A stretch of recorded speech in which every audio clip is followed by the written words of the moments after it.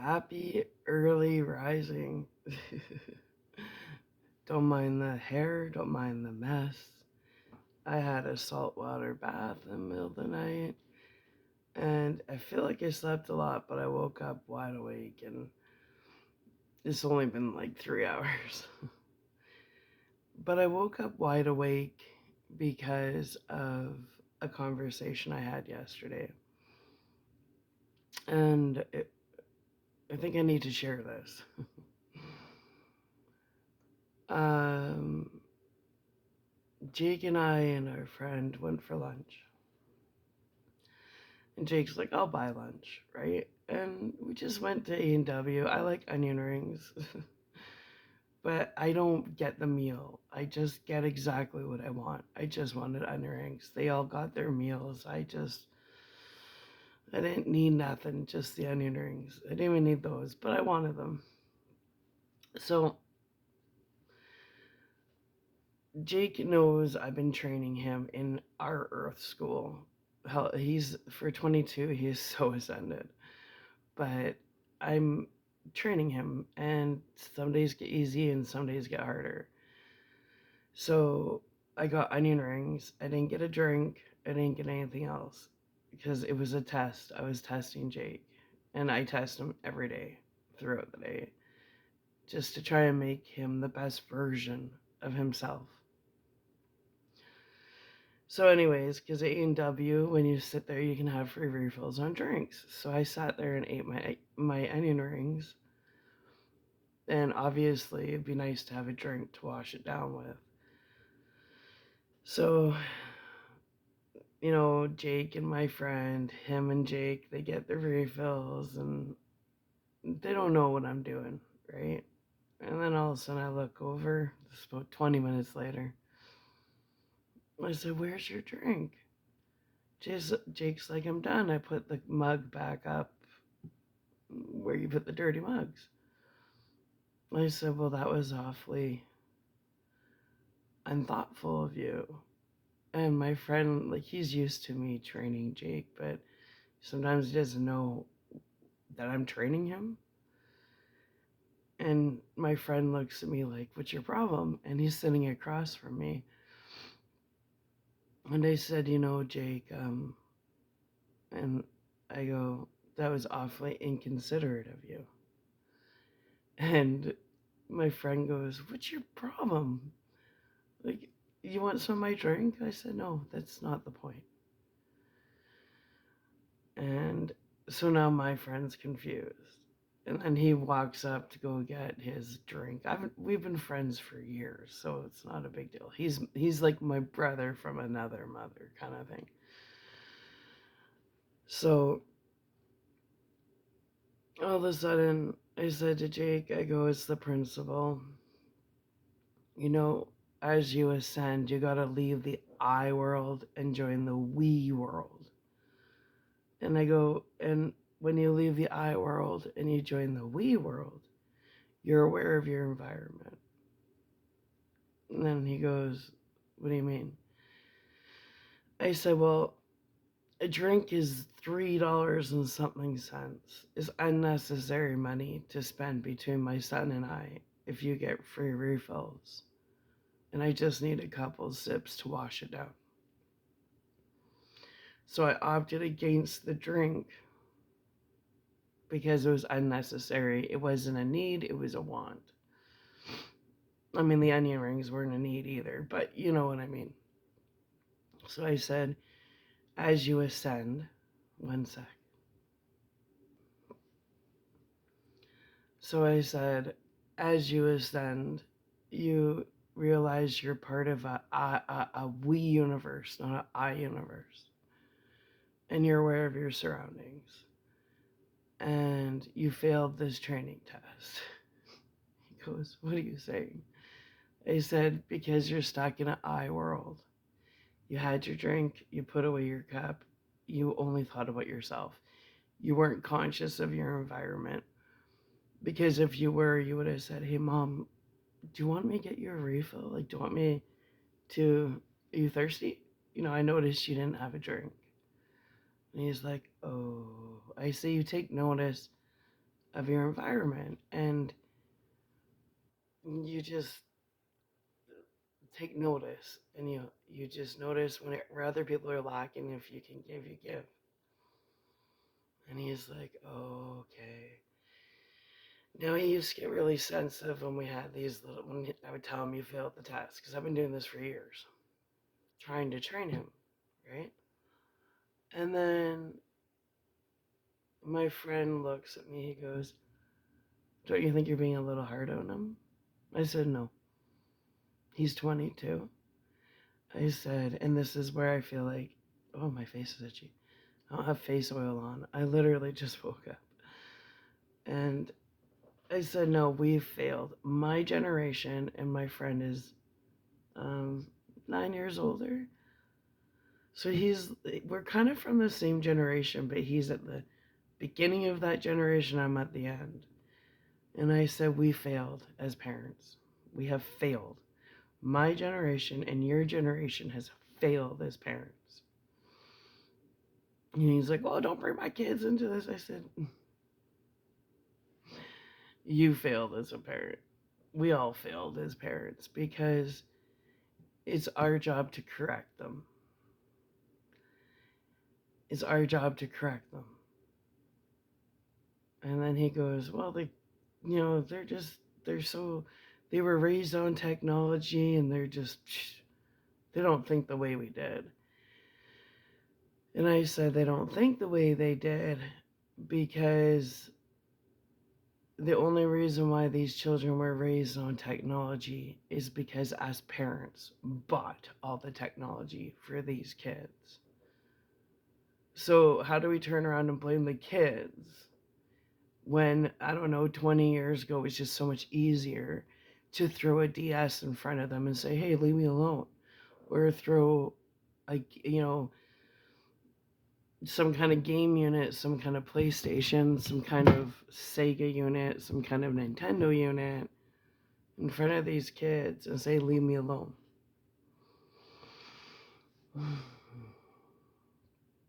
And now we're blaming the kids that they seem all asleep and not with it. Well, they're not with it because my generation chose to push the easy button all the time. Yeah. You go back to the movie Can't Buy Me Love. I think everybody really, from my generation, you gotta go rewatch that movie. Because for a movie that was such a big part of my generation, like Can't Buy Me Love and Pretty in Pink and all them, Can't Buy Me Love. Yeah, everybody these days is trying to buy love. That's a great movie, Can't Buy Me Love. It's such a good movie. Do we learn nothing? Have we learned nothing? So I did say to my friend, I go, we all failed our children. And I said, who's why didn't feel mine? I'm like, really? Your kids never they never come visit. You know, I would say that's a fail. I would say it's a fail that when the only time kids call their parents is for money. It's a fail that the only time the kids call their parents is for something they can do for them. I said, when our kids only call us, well, mine doesn't because I've trained him differently. He's my roommate. Jake's amazing. But he wasn't born amazing. I said, we failed. Well, I don't think I failed. I took a lot of parenting courses. I was always anti-game. You didn't. The day Jake was born, I told Justin, this kid will never, ever touch a game unit. And seriously, within 2 months of us splitting up, he bought Jake a DS. He bought him every game unit just to go against my wishes. Yeah, it was always a never-ending battle with him trying to... If I said right, he said left. If I said no, he said yes. It was a constant I wasn't going to have a life of throwing my kid in the middle all the time of choose mom, choose dad. I thought, choose yourself, Jake. So, anyways, that's what I wanted to say, that we failed. And I said our kids, because his daughter's the same age as my son, I said, why do parents think the minute their kids turn 18, they're good? I said, when our kids turn 18, it's kind of when they start needing us the most. Their parenting evolves into parenting young people to be leaders of the next generation. You know, and then he says about his son, he was like, I don't see any of me in him.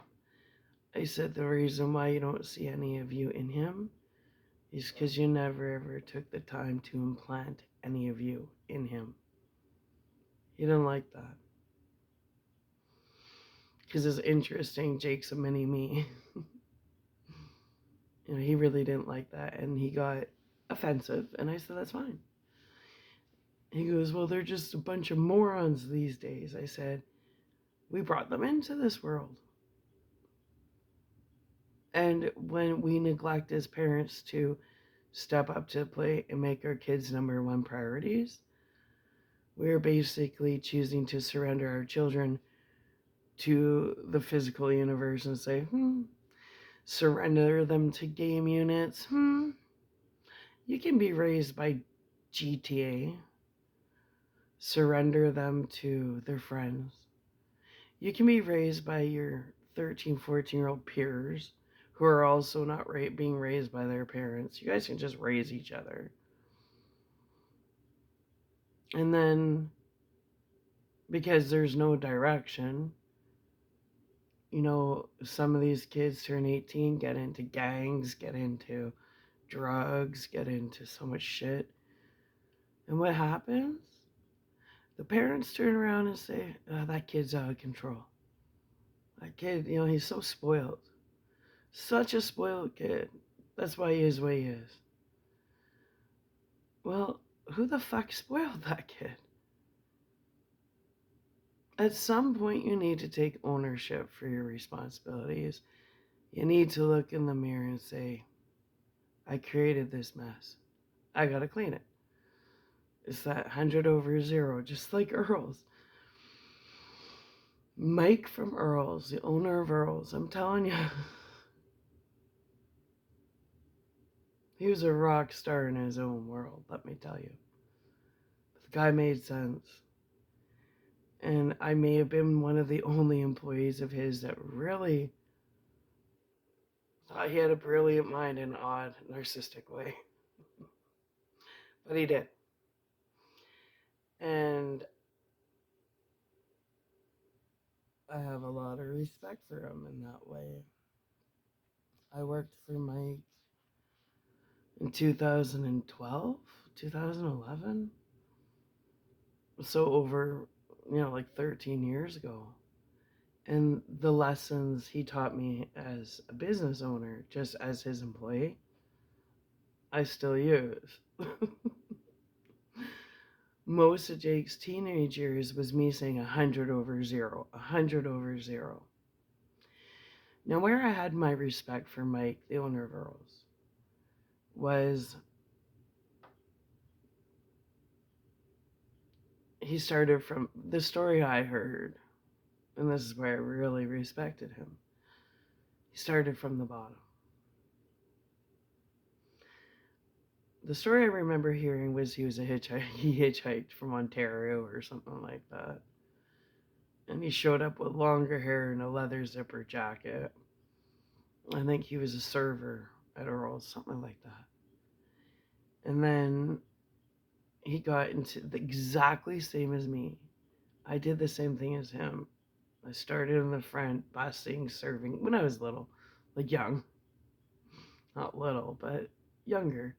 Busser, right? Hostess. All hoity-toity. But then I really wanted to get to the meat and potatoes of how the restaurant industry works. So I remember I was a busser, and I think I was 15, and I got called in to do a dishwashing shift. I never worked the dishes. This is the first night. And I nailed the dishwashing shift, even though I was all pristine and I like to be done up. And in the front, I wanted to be a server. That's where the tips were. But I did dishwashing shift, and I'm very organized, and just get out of my way and watch me go like a little white tornado. And the next night, they said, Sarah, can you get in the dish pit for a bit and organize it? We're falling behind. Sure. So I put the coffee pot down, get in the dish pit, start rocking it. And then before I knew it, I had a couple dish pit shifts a week. And then all of a sudden, it's like half dish pit, half bussing.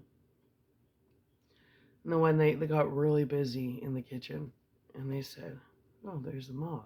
What the hell? And they said, Sarah, can you jump on the deep fryers? Right? And I said, sure.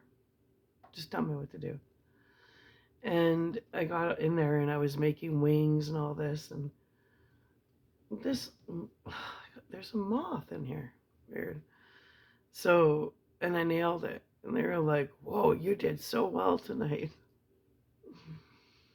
And that's where it went from being a busser to in the machine of the restaurant, right? So then I ended up just I went straight, and when summer came, I was a full-time bus or dishwasher, and was playing around in the kitchen. I ended up spending 10 years as a line cook. And then I remember always talking to the prep cooks. And then, like, line cooks, fine, but there's no talent. You just gotta be fast, organized. But everything would be prepped up. You would have your veggie your marinated meats, everything's prepped. And online, you're there to execute the job. So you take this portion, that portion, throw it all together, saute it for ever how long you need to, and make sure the plate looks nice. But then there comes a point where you want to know what's in all those prepped items, because it's not just a job anymore, it becomes a passion. And then you go home and you want to make this at home. Well, that's where you realize is the behind the scenes that people don't see, the prep cooks. They're doing all the work. They're the true magicians in the restaurant. So, much like Mike, I went from dishwasher to appetizers to just working my way through. And I've always been someone that respects people that work their way up a ladder, work hard, improve themselves, opposed to people that just walk into situations. Because as an employee of Mike's, that guy could jump in the front and wow everybody as a hostess, wow everybody as a server. He could jump in the back in the middle of a busy night, get some dishes nailed out. If they ran out of something and he was working, he could go prep up whatever you needed done. He was the true magician. He wasn't an owner. He was the restaurant itself. He was the machine. And you gotta have respect for people that don't just talk the talk but walk the walk, right? So he was a definite rock star in his own world, but he earned that title when it came to his restaurant. Yeah, he wasn't privileged. He worked his way into that. So I always had a lot of respect for him that way. And that's why I was able to learn from him. And that's why I raised my son as a teenager with the 100 over 0 mentality. And let me explain the 100 over 0 mentality. One day we all came into work, and there was everywhere, probably 50 pieces of paper taped up everywhere. In the bathroom, all the prep hall, in the fridge, 100 over 0, 100 over 0. You know, if basically take accountability. And the point he was making, and I still remember this, was basically, let's say the prep item wasn't done, right? And they run out at night, and somebody says, well, why are we out of chicken? Well, so and so didn't prep it during the day. Well, Mike's mentality was, don't waste my time with excuses. If you guys saw we were low and it wasn't prepped, somebody should have prepped it. 100 over 0. So 100 over 0 in Mike's world meant 100% accountability, 0 excuses. I never knew that one event would change the whole trajectory of my life. Because I raised my son his whole teenage years. I would look at him and say 100 over 0, Jake. And then I would look at myself in the mirror and go, are you taking accountability? Are you practicing 100 over 0? I haven't seen Mike in years, but I don't think he understands the impact he made in not only my life, but on how I managed as a manager. I used 100 over 0 in every kitchen. When I got into supervisor roles and everything, I used 100 over 0, raising my son through the hardest teenage years. And then the 100 over 0, just, I didn't even have to say, take accountability, quit blaming others. I would just look at Jake and say, 100 over 0. 100% accountability, 0 excuses. So basically, Mike in my life was a way shower. He didn't just tell me, take accountability. He taught us, take accountability. 100% accountability, 0 excuses. Now, to a lot of people, Mike came across as quite the narcissist. But there's a thin line between a narcissist and a genius. Thin line.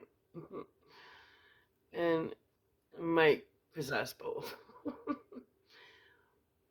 But he was probably one of the most, of all the managers I've had in my life, and I'm 45, I respected Mike the most. Uh-huh. Totally. Can't remember his last name, but I respected him the most. Because he kind of, I guess he was like,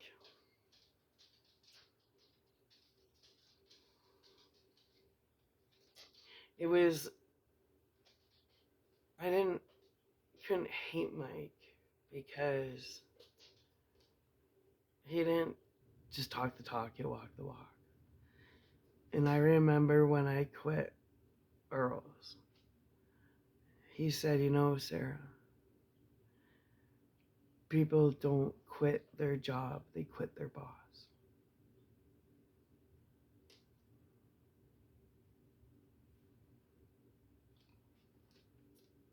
Wow.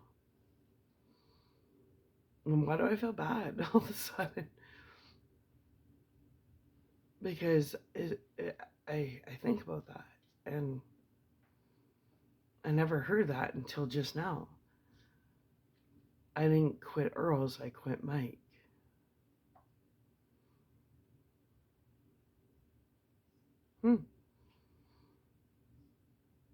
Yet he was probably one of the best teachers I had when it came to the restaurants. And I quit on him. I never noticed that till now. You don't quit your job, you quit your boss. Wow. I don't know where that came from. Oh, wherever you are in the world, Mike. I never meant to quit you. I quit a toxic environment. Maybe you didn't know how toxic Earl's was when you weren't around, but it was pretty fucking toxic. I remember Lindsay, your top girl, Lindsay Weber, who thought she was all that and piece of cake. You want to see narcissist? There you go.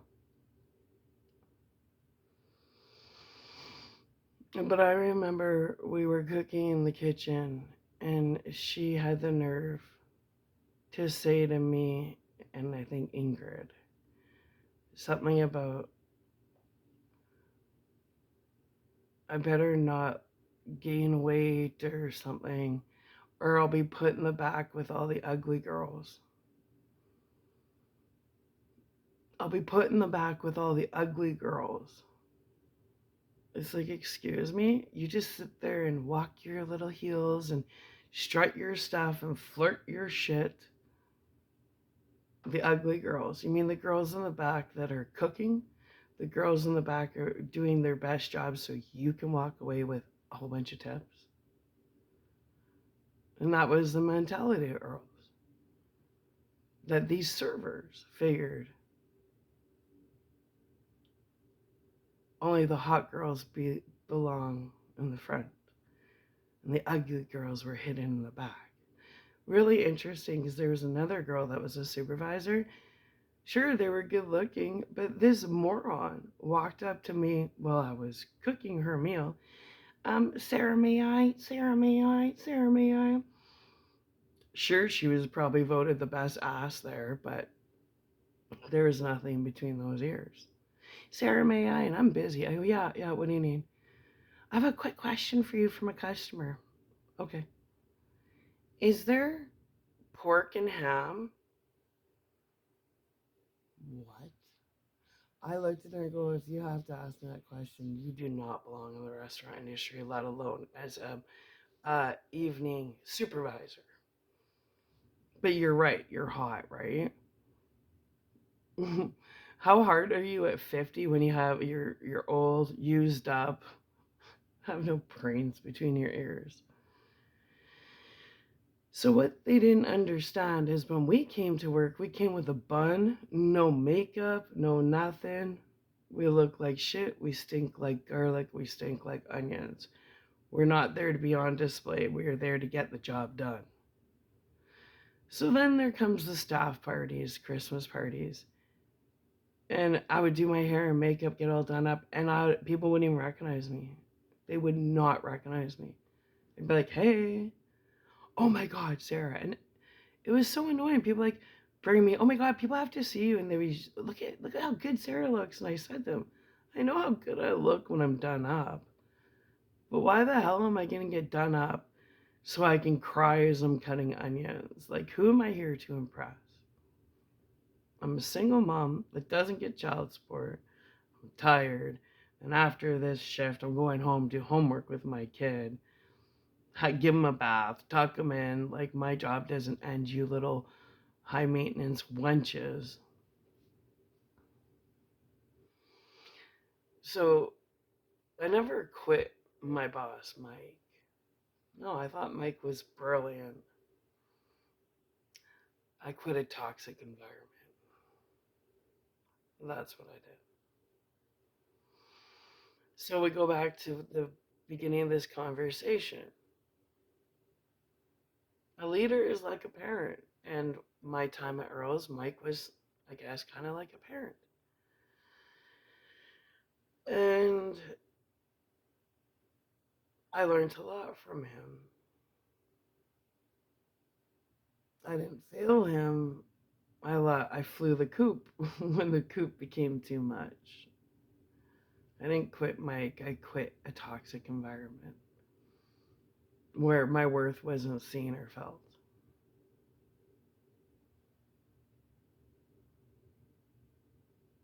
Yeah. Actually, everything was great until this one girl I worked with, I got along with her really well. And then she used to buy weed off this chick, Vanessa. And Vanessa used to buy her weed off Justin. And I remember the day that my job went to shit because Vanessa, who was friends with the chick I worked with, and I got along really well with her. Well, Justin had told Vanessa, oh, tell everybody at Earl's that Sarah's a drama starter and a shit disturber. And then all of a sudden, out of the blue, everybody started treating me totally different. And then I think it was Anchorage, like, well, everybody knows you're nothing but a shit disturber. And I'm like, where the fuck is this coming from? And then I had found out that Justin was a drug dealer. So he could sit there, you got a bunch of jonesing people, and he used drug dealing as an excuse to smear my name, to destroy me. Cool, right? And then I had people tell me, well, no, Justin had told everybody all this shit about you, and that's why everybody at Earl's turned on you. And I'm like, oh, okay. As long as you listen to your local drug dealer, I guess that's where you're going to get the truth from, right? Sure, bud. And then a while later, and then I ended up at another point working as a manager at Boston Pizza. I was part of opening a new location. Things were great. And then what happens? Ugh, everybody knew she slept her way into her position. We all knew about it because she accidentally left the computer open, and people read all the emails between her and the owner, and they were quite spicy. Hey, Katie. Well, anyways, good old Katie working her way up the ladder. Well, before I knew it, I come into work and it's grocery day, and it's like 3 days before my 3-month probation is up, and Katie, sleeping her way up the ladder, pulls me in the office and says, "You're fired." And I said, "For what?" She goes, "I don't have to give you a reason." What the fuck are you talking about? Don't forget I did week on, week off at Justin's.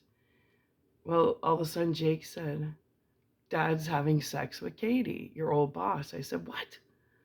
He goes, "Yeah, Dad washes the windows now at Boston Pizza, and he's having sex with your old boss."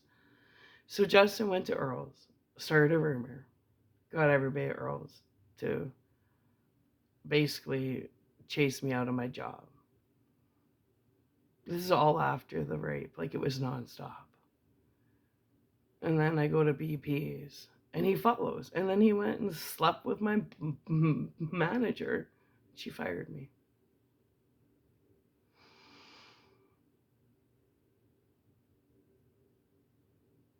Yeah. So you don't necessarily quit your boss, you quit toxic environments. And kids are the same way too. Kids don't quit their parents, they quit toxic environments. And if you build a good family environment for your children, my son's 22 and he's my roommate. He doesn't want to leave me because we have a healthy environment. But if you create unhealthy environments for your kids, the biggest sign that your family life is unhealthy is that your kids are out at the bars, out with their friends, never at home. You never see them anymore because they've outgrown an unhealthy environment. And that's really scary when your kids pull away, even if they're young adults, because they're seeking guidance from other people besides you. Now, if I go back to Earl's, I remember sitting in the office crying with Mike. And he had said something because he knew Justin, because Mike was a very good friend of Aaron Andrews, who was Justin's cousin. And Mike had laid into me as though he was parroting what he had heard from Justin or something. And he wouldn't even give me a chance to be like, what? That's a fucking lie. So in that case, at the time, Mike was he was like, not the parent, but he was somebody I was the biggest influence in my life, and especially after being raped, for me to trust a man to guide me was pretty big. And the man that I respected so much that I was learning from turned on me over whatever lies and rumors his local drug dealer was telling him. You know, his friend's cousin, Justin Wallace, was telling him. And I guess at that point, when I had a heart-to-heart with Mike, it was almost like going to your parent and saying, hey, this is what's happening in the home front. And your parent not listening to you and saying, well, I heard this. And you saying, but that's not true. But I heard it from my friend, so it must be true. Okay. How many situations in life do people do that to other people? That they don't take the time out to investigate and say, is what I heard true? Because as a parent, how many times do you hear rumors about your kids or your adult children from other people and just run with it as though it's true? And don't even think to ask your child, is this true? Did you do this? Is this true? When your child is ultimately an extension of you. And if there's anybody you need to defend, it's your child over some random person. Because when you defend your child, you're defending that aspect of you within that child. And I think that goes into know when to be the teacher, know when to be the student, but always be the observer. And I think sometimes I'm going to add in know when to be the parent, know when to be the child in a situation, you know? So, like I told my friend, we failed. So if you take that analogy, we're all failing each other. Judging, not communicating, not going directly to the source and looking somebody in the eyes and saying, this is what I heard about you. Is this true? When you don't do that, you fail. You fail a life test. Instead of going directly to a person and saying, I heard this, like the buck stops here. Is this true? You can look somebody in the eyes, and body language will always tell you the truth. But why is by default do most people, instead of going directly to a source and saying, is this true? They'll go to everybody but the person and say, well, I heard this, da da da da, and never even say, nobody will say, well, we should ask them if that's true. No, because it's more fun to run around and say, guess what I heard? Why? Because the world is filled with a bunch of people whose parents gave up on them. The world is filled with a bunch of people who were raised by their peers. And that's proof with all the gossip and slandering people do these days. Because normal parents, well, it's just kids raising kids now. But as a parent, you're supposed to... Gossiping is a form of witchcraft. And as a parent, you're supposed to tell your kid, you're supposed to teach your kid, don't talk behind people's backs, go to the source. But now we have a bunch of kids being raised by these imbeciles that go behind people's back talking all the time. So the kids are just raised that that's what you do. If you hear something about somebody, you go and tell everybody else what you heard. How did this happen? When did parents stop encouraging their children to seek truth and rather glory in lies and gossip? Hmm?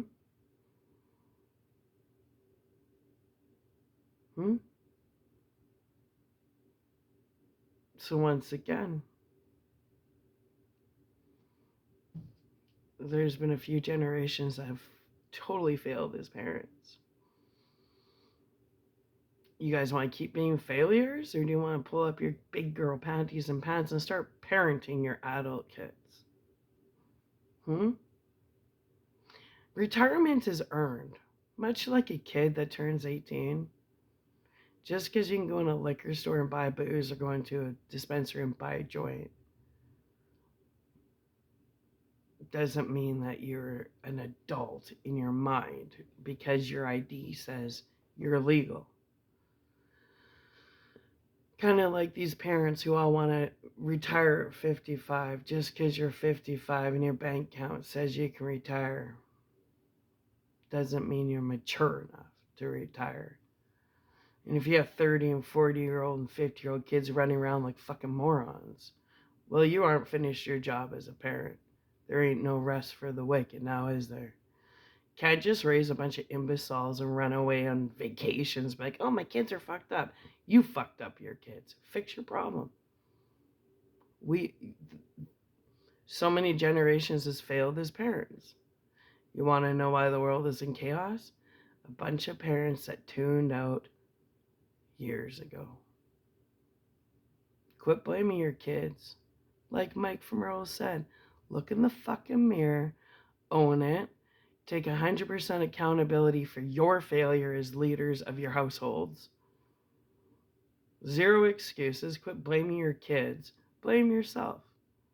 Blame yourself for trusting movies and music and game units to raise your children.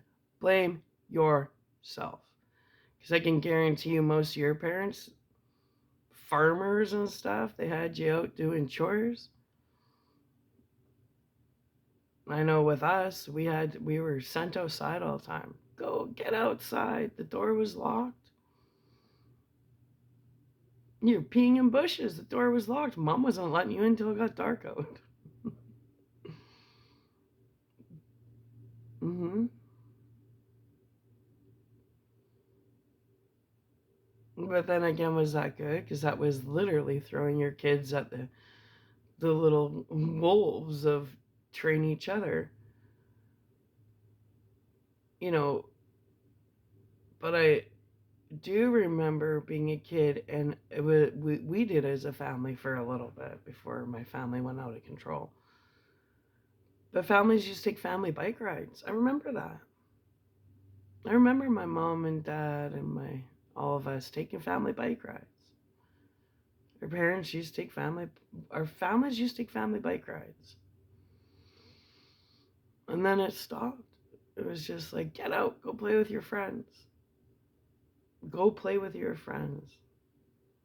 We heard it all the time. Get the hell out of the house, go play with your friends. How about maybe it's time for play to be over? I think everybody's been playing for too many decades. We failed. So many generations has failed as parents, and it's got to stop. People have got to start looking in the mirror. 100 over 0, 100% accountability, 0% excuses. I don't care if your kids are 40, 50, fucking 60. You brought them into this world, and if you brought a problem into this world, well, you better fix that problem, because your problem is affecting the world. 100 over 0. And that's the conversation I was supposed to have today. And I literally just woke up. So it's like 6 o'clock in the morning. I went to bed at like 3.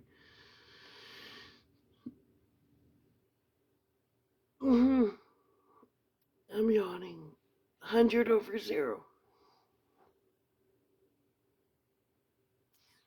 I don't care how old your kids are, they're your responsibility. If they're running around planet Earth causing havoc, you fix it. They're your problem. You brought them into this world. I don't care how old your kids are. If they're out being little delinquents, well, you created that delinquent. So deal with your problem. 100 over 0. And that's all I have to say for now. Bye.